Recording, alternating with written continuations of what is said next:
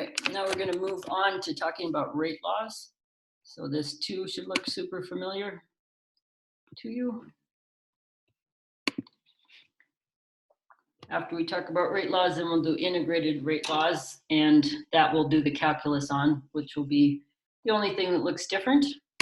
And then we'll talk about the Arrhenius equation and talk about mechanisms.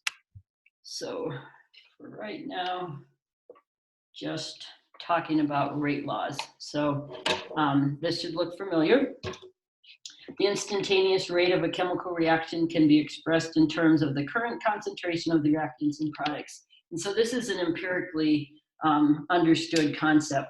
The empirical observation of the greatest importance is that the rate of a reaction is often found to be proportional to the molar concentrations of the reactants raised to a simple power.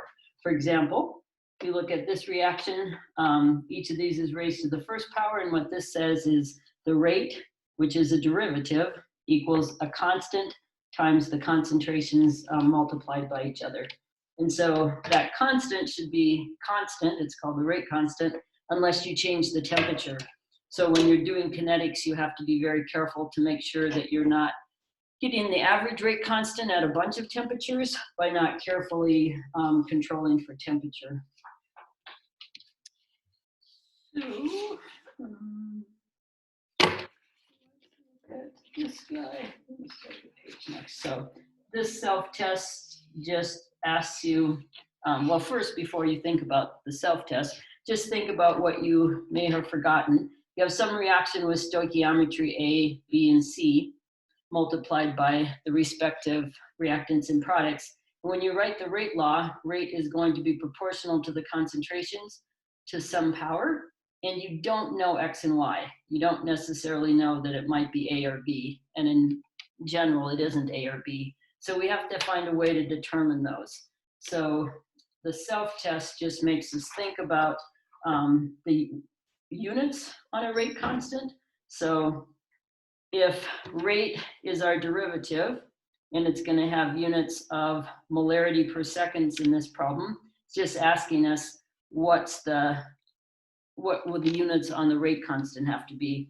So if our derivative, our rate, is in molarity per second, how much the concentration changes per second, then our rate constant is going to be multiplied by, 3 molarities, 2 here and 3, so molarity to the third.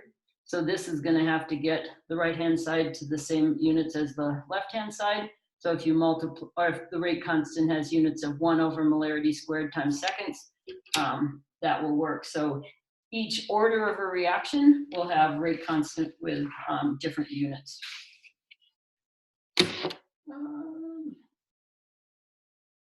It's just a table of some kinetic data for second order, for first order, just giving you an idea. They can have very, very, very different rates. So be very different to measure some of them. Some you might be able to just stand there and measure absorbance in a Spec 21, and some you may need one of those flash analysis systems or something.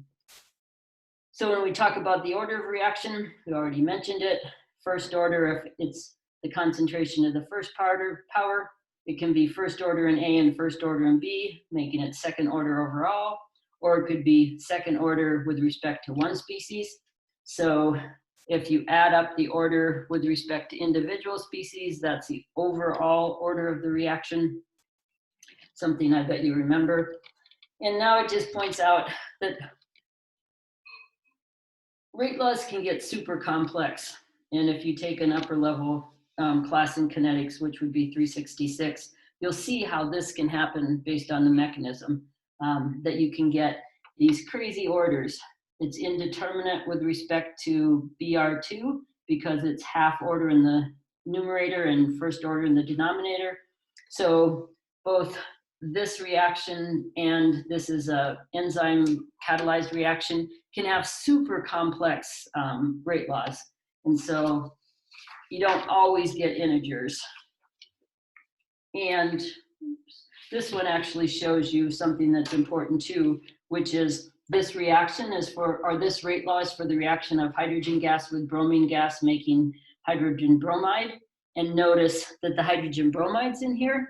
And so depending on how long the reaction goes, if it gets to the point where some product is built up, then the back reaction starts to be important, and that's what that's showing. So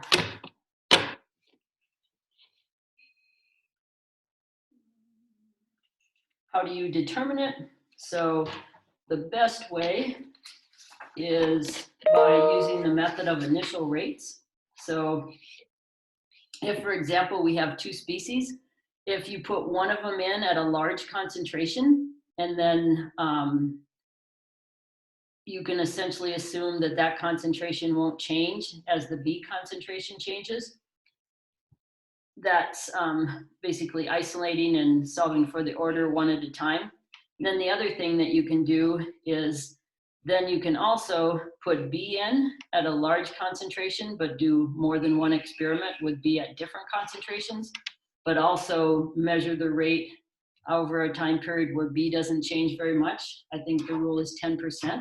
And then that method of initial rates is equivalent to saying that the rate, which is the derivative, doesn't change because this doesn't change very much.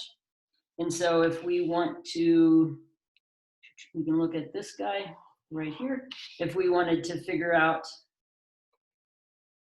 the order with respect to A, if we take the log of both sides, so the log of the initial rate, so I'm going to put a 0 here because by saying initial rate, you're putting in enough of the reactants, both of them, so that the concentration really doesn't change much over the time at which you're measuring the rate.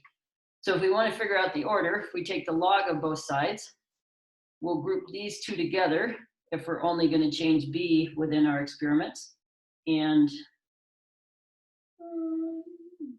this really should be B then. Sorry.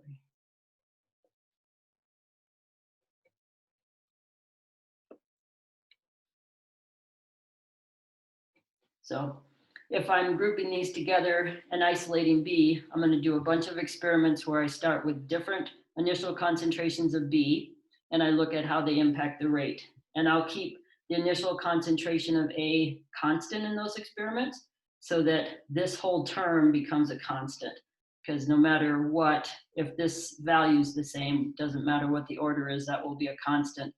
So then you'll be taking a log of this effective rate constant, which is your rate constant for your reaction times whatever concentration of A you put in to the order, which you can figure out later if you actually want to pull out what the K is. And then this term is still here. And so now if we use our log relationships, log of a product is equal to a sum of the logs. So log of X times Y equals log of X plus log of Y. And then the way we got the Y out front is to remember that the log of X to the Y equals Y times log of X. So if you graph log of the initial rate versus log of the concentration, then the slope will be Y, and your intercept will tell you what that effective rate constant is.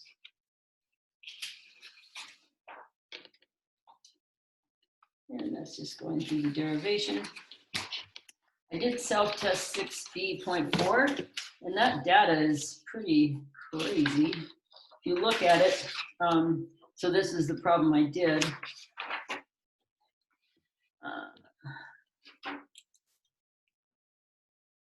And you see that concentration and rate, and don't forget the exponents, concentration increases, the rate increases, which makes sense, they're proportional. But now the concentration increases and the rate goes down. I don't know if that's a typo or if they're trying to make a point that there's experimental error, but all their other graphs show absolutely no experimental error when they're plotting log of concentration and log of the initial rate. And when I did that self-test 6B.4, I ended up with an order that was 1.7, and they said the order was 2. And based on what we've just said, I mean, you might say that's 1 2/3 if we know we can have non-integer values. So that's questionable. And then my log of k was negative 2.7788. So when I took 10 to that, I got 1.67 times 10 to the minus 3, and they had 10 to the minus 2.